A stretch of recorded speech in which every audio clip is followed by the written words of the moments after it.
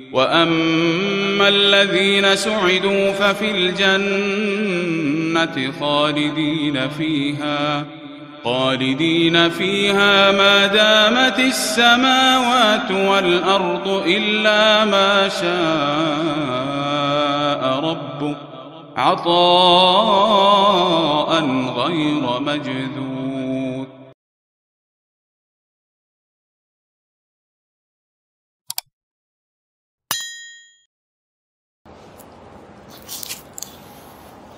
بسم اللہ الرحمن الرحیم نحمده ونصلی علی رسوله الکریم اما بعد اعوذ باللہ من الشیطان الرجیم بسم اللہ الرحمن الرحیم یا ایہا الذین آمنوا کتب علیکم الصیام کما کتب علی الذین من قبلکم لعلکم تتقون ایاما معدودات. وقال رسول اللہ صلی اللہ علیہ وسلم لکل شیء زکاۃ وزکاۃ الجسد الصوم او کما قال علیہ الصلوۃ والسلام. میرے محترم بھائیوں، دوستوں، بزرگوں، ویسے تو میں علاج معالجے کے سلسلے میں اور تعویذ گنڈوں کے سلسلے میں آپ حضرات کے سامنے سلسلہ وار بیان کر رہا تھا، مگر اس وقت رمضان کی مناسبت سے اچھے اخلاق کے متعلق جو رمضان کا ایک پیغام بھی ہے، کچھ باتیں عرض کرنا زیادہ مناسب سمجھتا ہوں. رمضان کا مہینہ روزوں کا مہینہ ہے. ابھی جو میں نے آپ کے سامنے حدیث پیش کی، اس میں نبی کریم صلی اللہ علیہ وسلم ارشاد فرماتے ہیں کہ ہر چیز کی صفائی کا ایک ذریعہ ہوتا ہے، ہر چیز کی زکوٰۃ ہوتی ہے، اور بدن کی زکوٰۃ روزہ ہے. آپ کو معلوم ہے آپ کا مال سال میں ایک مرتبہ آپ اس میں سے زکوٰۃ نکالتے ہیں. مال میں بہت ساری خرابیاں ہوتی ہیں. بعض مال جھوٹ سے حاصل شدہ ہوتا ہے، بعض اللہ کی نافرمانی کے راستے سے آیا ہوا مال ہوتا ہے، بعض میں کچھ غلط چیزیں شامل ہو جاتی ہیں. تو اس مال کی ایک مرتبہ سال میں زکوٰۃ نکال دو تو پورا مال صاف ہو جاتا ہے. اس کو مال کی زکوٰۃ کہا جاتا ہے. ویسے بدن میں بھی بہت ساری خرابیاں آتی رہتی ہیں، انسان کے نفس میں بھی بہت ساری خرابیاں آتی رہتی ہیں. تو آپ روزہ رکھ لو تو بدن کی یہ خرابیاں روزے کی وجہ سے ختم ہو جاتی ہے. مال کی زکوٰۃ مال کا کچھ حصہ نکالنا ہے، اور بدن کی زکوٰۃ روزہ رکھنا ہے. ایک مہینہ اگر کوئی آدمی رمضان کا روزہ رکھ لے تو اس کے بدن کی ساری خرابیاں اور نفس میں جتنی برائیاں ہیں وہ سب ختم ہو جاتی ہیں. یہ نبی کریم صلی اللہ علیہ وسلم ارشاد فرماتے ہیں. اس لیے روزے کا ایک بہت بڑا فائدہ یہ ہے کہ انسان کا نفس صاف ہوتا ہے. جیسے مال کی زکوٰۃ نکالنے سے مال صاف ہوتا ہے، دنیا کی ہر چیز میں ریفائنڈ کیا جاتا ہے، سروس کی جاتی ہے، ویسے بدن کی سروس ہے روزہ. ایک مہینہ روزہ رکھ لیا، برے اخلاق سے، بری عادتوں سے، برائیوں سے انسان کا بدن صاف ہو جاتا ہے. انسان کا جی اور نفس اور من بہت صاف ستھرا ہو جایا کرتا ہے. روزے کا ایک بہت بڑا فائدہ یہ بھی ہے. اور سچی بات یہ ہے کہ ہم نے اپنے اعضاء اور ظاہری بدن کے اعمال کی طرف تو آج تک بہت توجہ کی، اور فضائل اعمال ماشاءاللہ ہم نے بہت سنے اور پڑھے اور لوگ عمل بھی کرتے ہیں، بڑی اچھی بات ہے. لیکن فضائل اخلاق بھی ایک چیز ہے. میں نے اپنے شیخ سے یہ جملہ سنا، وہ فرماتے تھے کہ فضائل اعمال کی طرف تو لوگوں کی توجہ بہت ہے، لیکن فضائل اخلاق کی طرف توجہ کم ہے. ہم دوسروں کے ساتھ کیسے پیش آئیں، دوسروں کے متعلق ہمارے دل میں کیا اچھے اچھے خیالات ہوں، دوسرے کے متعلق برے خیالات اور برے وچار ہمارے ذہن و دماغ میں نہ ہوں، اس سلسلے میں کم لوگ سوچتے ہیں. ضرورت اس کی ہے کہ ہم لوگ اعمال کے ظاہری فضائل میں جس طرح سے لگتے ہیں، ویسے اپنے نفس کو درست بنانے اور نفس کو مہذب بنانے اور اچھا بنانے کی بھی کوشش کرنی چاہیے. اور رمضان کا مہینہ اسی لیے دیا گیا ہے. دیکھو نبی کریم صلی اللہ علیہ وسلم نے ایک خطبہ ارشاد فرمایا تھا. رمضان کے آنے سے قریب ایک ہفتہ پہلے صحابہ کے درمیان میں ایک بیان فرمایا آپ نے. اس میں بہت اچھی بہترین رمضان کی چیزیں بیان فرمائی. ایک چیز آپ نے یہ بھی بیان فرمائی کہ رمضان کا مہینہ غمخاری کا مہینہ ہے، مواسات کا مہینہ ہے، دوسرے کے ساتھ ہمدردی کرنے کا مہینہ ہے، یہ ایک جملہ آپ نے ارشاد فرمایا۔ اور دوسرا جملہ آپ نے یہ ارشاد فرمایا کہ رمضان کا مہینہ صبر کا مہینہ ہے۔ میں آپ سے پوچھتا ہوں، ہمدردی اور صبر کیا چیز ہے؟ انسان ہاتھ سے صبر نہیں کرتا، آنکھ سے صبر نہیں کرتا، پاؤں سے اور دوسرے اعضاء ظاہریہ سے صبر نہیں کرتا، دل سے صبر کرتا ہے۔ تو دل کا ایک اچھی خوبی دل کی وہ صبر کہی جاتی ہے۔ آپ کسی دوسرے کے دکھ میں شریک ہوں، کسی کے ساتھ ہمدردی جتلائیں، کوئی ہمارا بھائی پریشان ہو اس کے پاس جا کر تسلی کے دو میٹھے بول بولیں، یا اس کا جی ٹھنڈا ہو اس طرح کا کوئی کام کر دیں، کوئی پریشان حال آدمی ہو اس کے ہاتھ میں ہاتھ بٹا دیں، اس کے کام میں مددگار بنے۔ تو یہ سب چیزیں آخر کیا چیز ہے؟ اسی کو کہا جاتا ہے ہمدردی، دوسرے آدمی کے دکھ میں شریک ہونا۔ یہ دل کا فعل ہے، یہ نفس کا فعل ہے۔ رمضان کا مہینہ دیا ہی اس لیے گیا کہ انسان کے جی میں یہ دو اچھی خوبیاں پیدا ہوں، ایک تو صبر کا مادہ پیدا ہو اور دوسرا دوسرے کے ساتھ ہمدردی کرنے کا مادہ پیدا ہو۔ سچی بات یہ ہے کہ ہم نے اپنے ظاہری اعضاء کو درست بنانے اور ٹھیک بنانے میں تو بڑی محنت کی، لیکن اپنے نفس کو درست بنانے کے اندر کوئی زیادہ محنت ہم نے نہیں کی۔ رمضان کی برکت سے، روزوں کی برکت سے ہمارا نفس درست ہو جاتا ہے، مگر اس کے پیچھے مستقل محنت بھی ہونی چاہیے۔ اگر انسان محنت کرے گا انشاءاللہ اس کا جی بھی، اس کا نفس بھی، اس کا من بھی بہت اچھا ہوگا، جیسے اس کا ظاہر عبادت کے اندر پورے دن مشغول ہوتا ہے۔ اور انسان اپنے نفس پر محنت کر کے اس کو اچھا بنائے اور بری عادتوں کو چھڑائے، اسی کو کہتے ہیں تہذیب اخلاق۔ انسان اپنے اخلاق کو اچھا کرے، یہ اسلام چاہتا ہے اور مسلمان کو اپنی زندگی میں اسے اپنانا چاہیے۔ ہمارے ساتھ اللہ تعالیٰ نے جیسے ہر ایک عضو رکھا ہے، اس طرح سے ایک نفس بھی رکھا ہے۔ نفس جس کو ہم اپنی گجراتی زبان میں من کہہ سکتے ہیں، جی کہہ سکتے ہیں۔ من کو سدھارنا یہ بھی بہت ضروری ہے، جیسے اعضاء ظاہریہ کو سدھارنا بہت ضروری ہے۔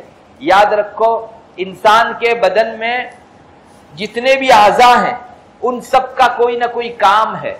ہاتھ کا اپنا کام ہے، آنکھ کا اپنا کام ہے، کان کا اپنا کام ہے، پاؤں کا اپنا کام ہے۔ یہ سب جتنے بھی ظاہری اعضاء ہیں وہ دن میں کچھ وقت کے لیے خاموش ہو جاتے ہیں۔ انسان جب نیند میں چلا جاتا ہے تو سارے اعضاء کو راحت ملتی ہے۔ آپ کا ہاتھ، اس کی حرکت بند ہو جاتی ہے، پاؤں کی حرکت بند ہو جاتی ہے، آنکھ دیکھنا بند کر دیتی ہے، زبان بولنا بند کر دیتی ہے، کان سننا بند کر دیتے ہیں۔ ہر بدن کے عضو کو کچھ نہ کچھ راحت دن میں ایک مرتبہ ضرور مل جاتی ہے سونے کی حالت میں۔ حتیٰ کہ زبان، جس کے بارے میں کتابوں میں لکھا ہے کہ بدن کا ہر عضو ایسا ہے کہ اس کو زیادہ کام میں لگاؤ تو تھکتا ہے، لیکن زبان کبھی نہیں تھکتی۔ آپ نے کبھی سنا کہ ایک آدمی 2 گھنٹہ بولا تو اس کی زبان تھک گئی؟ اسی لیے آپ دیکھیں گے جیم خانوں میں اور دوسری جگہوں کے اوپر سارے اعضاء کی ورزش تو دکھائی جاتی ہے، زبان کی ورزش آج تک کسی نے نہیں دکھائی کہ زبان تھک گئی ہو تو اس کو ورزش یوں کرو۔ علماء نے کتاب میں لکھا ہے کہ یہ عضو ایسا ہے کہ جتنا زیادہ بولو اتنی زیادہ نکھرے گی، اس کو تھکن کبھی نہیں ہوتی، کبھی بھی زبان کو تھکن نہیں لگتی۔ لیکن نیند کی حالت میں زبان بھی آرام میں چلی جاتی ہے، نہیں بولتا انسان 7 گھنٹہ 6 گھنٹہ 8 گھنٹہ جب تک سوتے رہتا ہے اس وقت تک زبان سے نہیں بولتا۔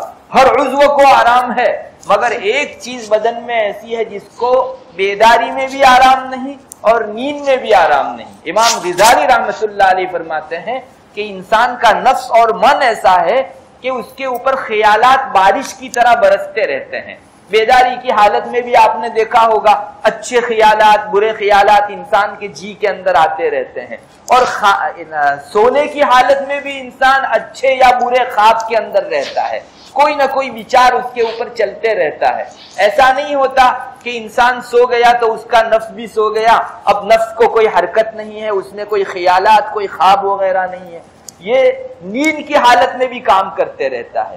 اسی لیے سب سے زیادہ خطرہ انسان کے نفس پر ہے۔ انسان کو حضرات انبیاء علیہ السلام کے حوالے سے امام غزالی رحمۃ اللہ علیہ نے لکھا ہے کہ حضرات انبیاء فرمایا کرتے تھے کہ تم لوگ تو گنہگار ہونے سے ڈرتے ہو، کہ मैं कब गुनहगार हो जाऊं, कहीं फासिक ना हो जाऊं, फाजिर ना हो जाऊं। लेकिन हम अंबिया तो कुफ्र से डरते हैं। हम अंबिया को तो अल्लाह की तरफ से कुफ्र से डर है। वजह उसकी यह है, रिवायत में आता है इंसान का दिल अल्लाह की दो उंगलियों के दरमियान में है।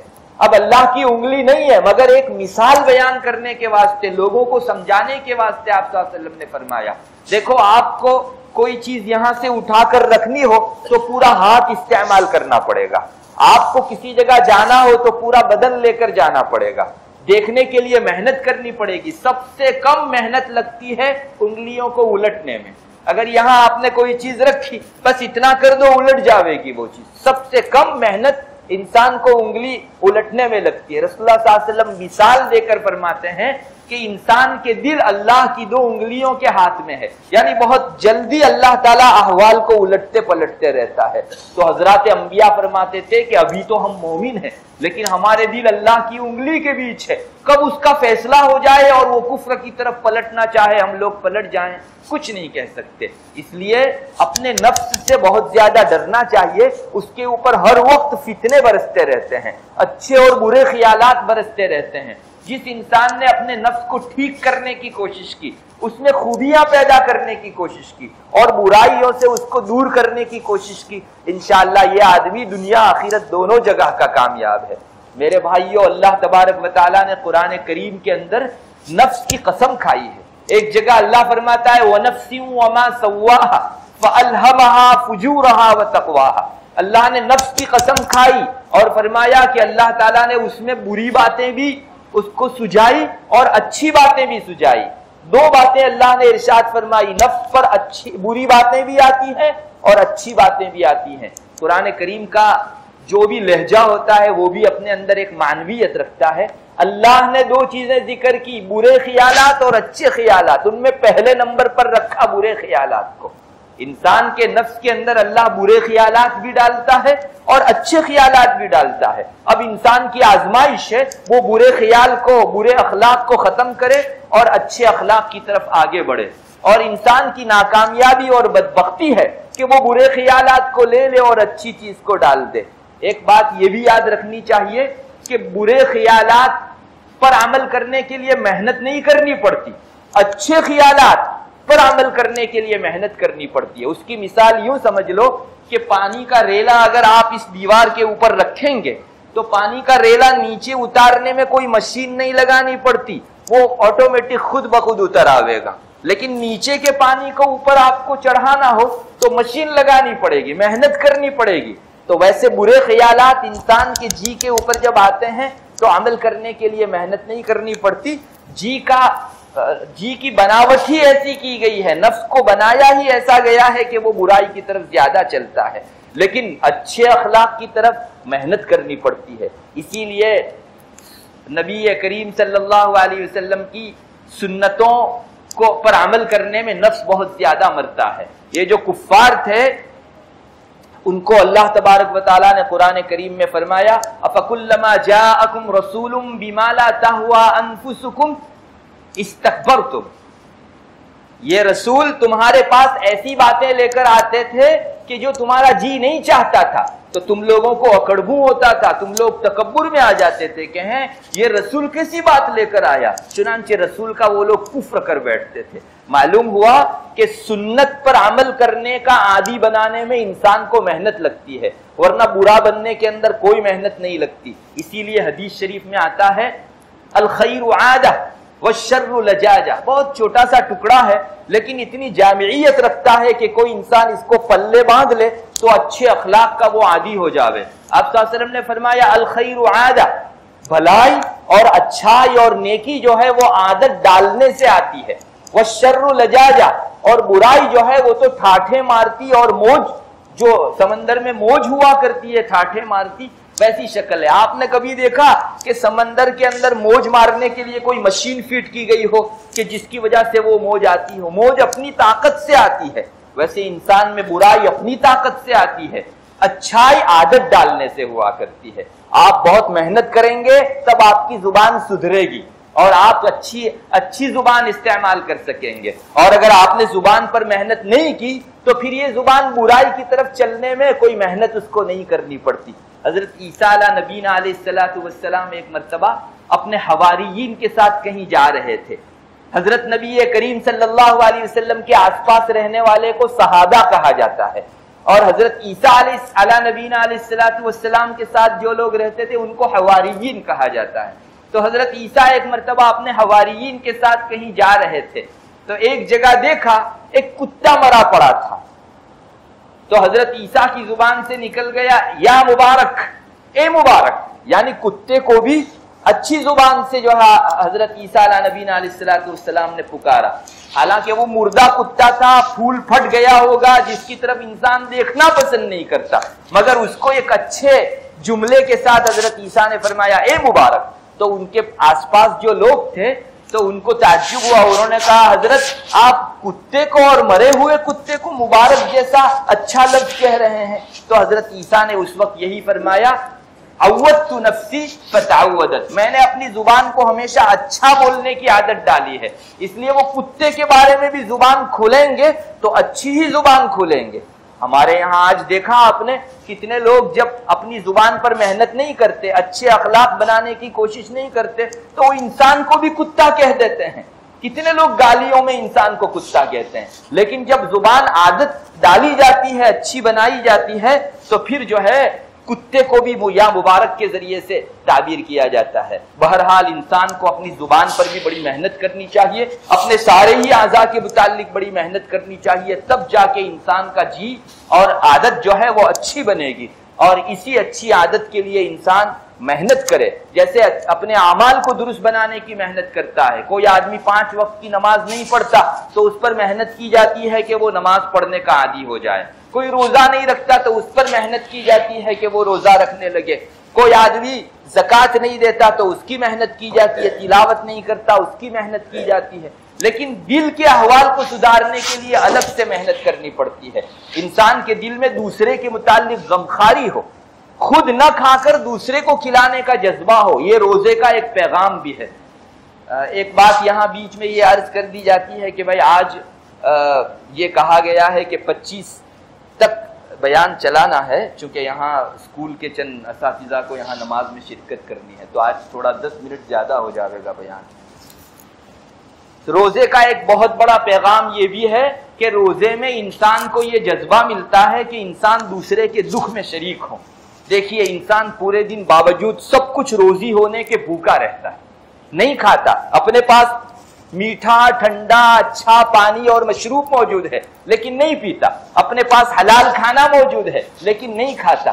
پورا دن اللہ کے خاطر وہ بھوکا پیاسا رہتا ہے اور افطار کے وقت وہ خود نہ کھا کر کسی دوسرے کو افطار کراتا ہے. یہ جذبہ ایثار کہلاتا ہے. خود مصیبت اٹھاؤ، دکھ لے لو دوسروں کا اور دوسروں کو اپنا سکھ بانٹو، اپنی بھلائیاں اور خوشیاں بانٹو. یہ روزے کا پیغام ہے. ایک مرتبہ اللہ کے ایک نیک بندے، بہت ٹھنڈی کا موسم تھا تو وہ اللہ کے نیک بندے ایک کنارے کے اوپر ایسے تھتر رہے تھے. ان کے پاس کمبل بھی پڑی ہوئی تھی لیکن وہ تھتر رہے تھے، اس طرح سے کپ کپا رہے تھے ٹھنڈی کے اندر. کسی نے پوچھا کہ حضرت تمہارے پاس ٹھنڈی دور کرنے کا سامان کمبل تو موجود ہے، اس کو اوڑھ لو اور اپنی ٹھنڈی ختم کرو، کیوں آپ ٹھنڈک کے دور کرنے کا سامان موجود ہے اس کے باوجود بھی کپ کپا رہے ہو؟ تو انہوں نے جو جواب دیا وہ ہمارے لیے بہت بڑا سبق رکھتا ہے. انہوں نے فرمایا کہ دیکھو اس وقت دنیا میں بہت سارے لوگ وہ ہیں جن کو ٹھنڈی دور کرنے کے لیے کوئی سامان میسر نہیں. کتنے لوگ ہیں جن کے پاس کمبل نہیں ہے، کپڑا بھی نہیں ہے کہ وہ ٹھنڈی دور کر سکے. اب میں یہ تو کر نہیں سکتا کہ سب لوگوں کو ایک ایک کمبل بانٹ دوں، میرے پاس اتنی کمبل نہیں ہے، مگر یہ تو کر سکتا ہوں کہ ان لوگوں کے دکھ میں بھی شریک ہو جاؤں. جب وہ دیکھیں گے کہ یہ بھی کپ کپا رہا ہے تو پھر ان کا دکھ جو ہے تھوڑا سا ہلکا ہو جاتا ہے. عربی میں ایک کہاوت ہے البلایا اذا عمت خفت، مصیبت جب عام ہو جاتی ہے تو ہلکی ہو جاتی ہے. کسی ایک طالب علم کو مار پڑتی ہے تو بہت زیادہ لگتا ہے، لیکن پوری کلاس کو مار پڑی تو سب کو پڑی ہے. یہ عربی کے اندر کہاوت ہے کہ مصیبت جب عام ہو جاتی ہے ہلکی ہو جایا کرتی ہے. تو اسی طرح وہ بزرگ فرماتے تھے کہ میں سب کو تو کمبل بانٹ نہیں سکتا، لوگ دیکھیں گے کہ یہ بھی کپ کپا رہا ہے، ہم بھی کپ کپا رہے ہیں، تو تھوڑی سی مصیبت تو کم سے کم لوگوں کی ہلکی کر سکتا ہوں. اس کو کہتے ہیں مواسات، اس کو کہتے ہیں ہمدردی کا جذبہ۔ آج دنیا کے اندر یہ ہے کہ دوسرے کا سکھ خود لیتے ہیں اور اپنا دکھ دوسرے کو دیتے ہیں۔ اسلام چاہتا ہے کہ نہیں، دوسرے کا دکھ لو اور اپنا سکھ دوسروں کو دو۔ اس کو ایثار کا جذبہ کہتے ہیں۔ خود نہ کھا کر دوسرے کے پیٹ کو ٹھنڈا کرنا، یہ اسلامی تہذیب ہے اور روزے کا ایک پیغام ہے۔ جب یہ اچھا ماحول لوگوں کے درمیان میں بنتا ہے تو کتنا اچھا بن جاتا ہے۔ اس کی بھی ایک مثال ایک واقعے سے میں ذکر کروں گا، اور یہی ایثار کا مادہ نہ ہو، دوسروں کا کھا جانے اور اپنا کچھ نہ دینے کا مزاج جب پیدا ہو جاوے تو وہ کتنا برا اثر لگتا ہے۔ اس کا بھی ایک واقعہ میں آپ کے سامنے ذکر کرتا ہوں جس سے آپ کو اندازہ ہوگا۔ آپ نے اور ہم نے ایک قصہ اسکول کے اندر پڑھا ہوگا، کہانی جو پڑھائی جاتی تھی۔ بعض کہانیاں بہت عبرت آموز ہوتی تھی۔ ایک مرتبہ ایک بادشاہ نے یہ سوچا کہ میرے ملک کے اندر امانت دار لوگ کتنے ہیں اور خیانت کرنے والے لوگ کتنے ہیں، اس کو مجھے ناپنا چاہیے۔ تو ایسا کوئی تھرمومیٹر تو ہے نہیں کہ جس کے اوپر یہ ناپا جا سکے۔ تو اس نے اپنے ہوشیار وزیر کو کہا کہ میں چاہتا ہوں کہ اپنے ماتحت جتنے بھی لوگ ہیں ان میں امانت دار زیادہ ہیں یا خیانت کرنے والے زیادہ ہیں، اس کا ایک اندازہ لگاؤں۔ تو اس کے وزیر نے کہا کہ ایک کام کرو، یہ آپ کے یہاں جو بہت بڑا حوض ہے اس کے متعلق اعلان کر دو پوری اپنی رعیت کے اندر کہ رات کو ہر آدمی آ کر اس میں ایک پیالہ دودھ ڈال جائے، ایک گلاس دودھ ہر ایک کو ڈال کے جانا ہے۔ کوئی دیکھے گا نہیں، بس صرف گیٹ کے اوپر آپ کا نام لکھ لیا جائے گا کہ آپ آئے ہیں، حوض بہت دور ہے، وہاں آپ کو جو ہے دودھ ڈالنا ہے۔ پھر آپ دوسرے دن دیکھ لیجئے، چنانچہ ہر آدمی آتا رہا اور ہر ایک یہی سوچتا رہا کہ دوسرا دودھ ڈالے گا میں پانی ڈال دوں تو کیا حرج ہے۔ ہر ایک نے یہی سوچا اور سب نے جو ہے اس امید پر کہ دوسروں نے دودھ ڈالا ہوگا ایک ایک گلاس پانی ڈالا، اور صبح دیکھا گیا تو پوری حوض پانی سے بھری ہوئی تھی۔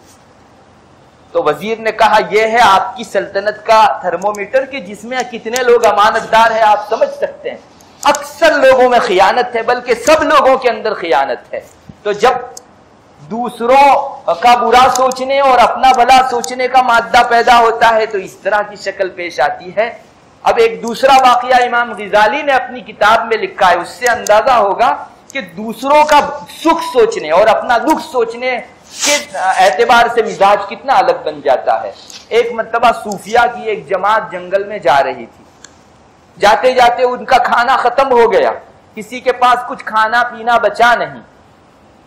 تو ایک آدمی آیا بہت کچھ کھانا لے کر، اس نے ایک دسترخوان لگایا، رات کا اندھیرا تھا، دیا لے کر آیا تھا، کچھ دیے اس نے تھوڑے فاصلوں پر رکھے اور صوفیہ کی جماعت کو بٹھا دیا کہ یہ میری طرف سے آپ کی دعوت ہے۔ مگر کھانا بہت کم تھا اور لوگ کھانے والے بہت زیادہ تھے۔ سب لوگ بیٹھ گئے اردا گرد۔ تو لوگوں نے کہا صوفیہ بہت بڑی نگاہ رکھتے ہیں، انہوں نے فرمایا کہ دیے بجھا دیے جائیں۔ سب دیے بجھا دیے گئے اور گھنٹہ 2 گھنٹہ تک سب لوگ بیٹھے رہے۔ بیٹھنے کے بعد جب واپس دیا جلایا گیا کہ بھائی اتنا کھانا 2 گھنٹے میں تو بڑی آسانی سے پورا ہو گیا ہوگا، جب واپس دیا جلایا گیا تو جیسا کھانا رکھا تھا ویسا ہی کھانا موجود تھا۔ یعنی ہر ایک یہ چاہتا تھا کہ بھائی میں خود بھوکا رہوں، میرا ساتھی کھا لے، اس لیے اس نے ایک لقمہ بھی نہیں اٹھایا تھا۔ دوسرے نے بھی یہی سوچا کہ میرا بھائی کھا لے میں نہ کھاؤں، اس وجہ سے جو ہے انہوں نے ایک لقمہ بھی نہیں اٹھایا تھا۔ یہ دوسروں کے ساتھ سکھ کرنے کا جذبہ ہوتا ہے تو سارا کھانا بچا اور سب لوگوں کو ثواب ایثار کا مل گیا۔ یہ ماحول بھی پیدا ہو سکتا ہے۔ روزہ یہی چاہتا ہے کہ انسان دوسرے لوگوں کے دکھوں کو بھی پہچانے۔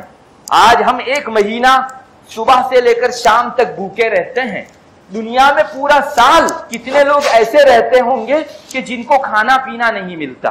تو پورے سال میں وہ دن کیسے کاٹتے ہوں گے؟